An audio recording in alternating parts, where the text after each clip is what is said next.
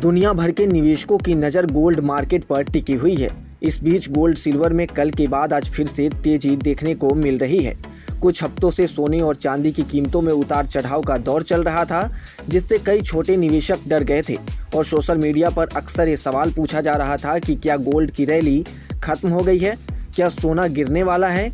लेकिन तभी दुनिया के सबसे बड़े बैंकों में से एक बैंक ऑफ अमेरिका ने अपनी नई रिपोर्ट जारी की और इस रिपोर्ट ने पूरे मार्केट का मूड बदल दिया। रिपोर्ट के बारे में बताएंगे, लेकिन उससे पहले आपको आज के रेट्स के बारे में बता देते हैं।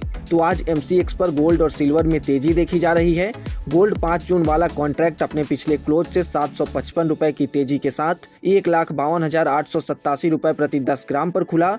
तो वहीं MCX सिल्वर 5 मई कॉन्ट्रैक्ट अपने पिछले क्लोज से 1,733 रुपए की तेजी के साथ 2,54,998 रुपए प्रति किलोग्राम पर ओपन हुआ। कारोबार के दौरान गोल्ड ने 1,52,887 रुपए प्रति 10 ग्राम का हाई, तो चांदी ने 2,57,055 रुपए प्रति किलोग्राम का हाई बनाया। अब आते हैं रिपोर्ट पर।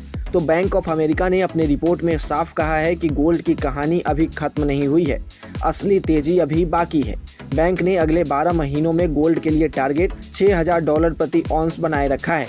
यानी बैंक ऑफ अमेरिका को अब भी भरोसा है कि आने वाले समय में गोल्ड नए रिकॉर्ड बना सकता है। सबसे दिलचस्प बात यह है कि हालिया करेक्शन के बावजूद बैंक ने अपना एग्रेसिव टारगेट नहीं बदला। उल्टा उन्होंने 2026 के लिए गोल्ड का एवरेज प्राइस एस्टीमेट बढ़ाकर $5,093 प्रति ऑन्स तक कर दिया है।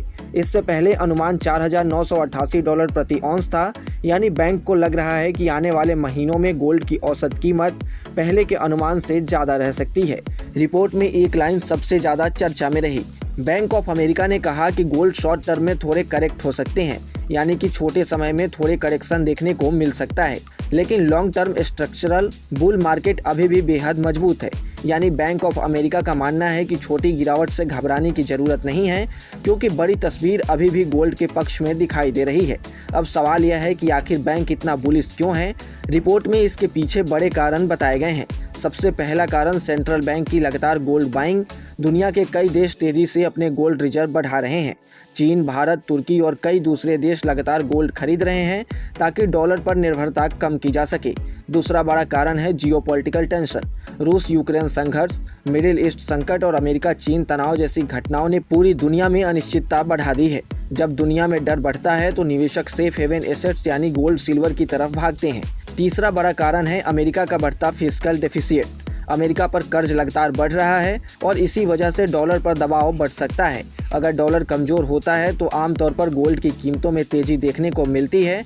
इसके अलावा पॉलिसी अनिश्चितता और ग्लोबल इकोनॉमी स्लोडाउन को भी बैंक ने गोल्ड के लिए पॉजिटिव फैक्टर बताया है। सिर्फ गोल्ड ही नहीं, बैंक ऑफ अमेरिका सिल्वर को लेकर भी काफ़ी बुलिश नज़र आ रहा।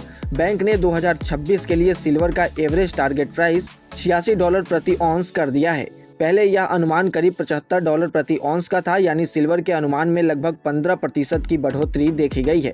बैंक ऑफ अमेरिका की यह रिपोर्ट ऐसे समय में आई है जब कई निवेशक गोल्ड के हालिया करेक्शन से परेशान थे, लेकिन इस रिपोर्ट ने मार्केट को यह संदेश दिया कि बड़े बैंक अभी भी गोल्ड और सिल्वर में लंबी अवधि की तेजी देख रहे हैं।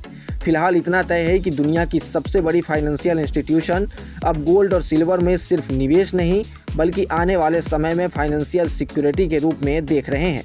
आपको क्या लगता है, गोल्ड और सिल्वर में अभी कितनी तेजी आनी बाकी है? कमेंट सेक्शन में ज़रूर बताएं और ऐसे ही तमाम अपडेट्स और शेयर मार्केट से जुड़ी तमाम जानकारी के लिए बने रहें गुड रिटर्न्स डिजिटल के साथ।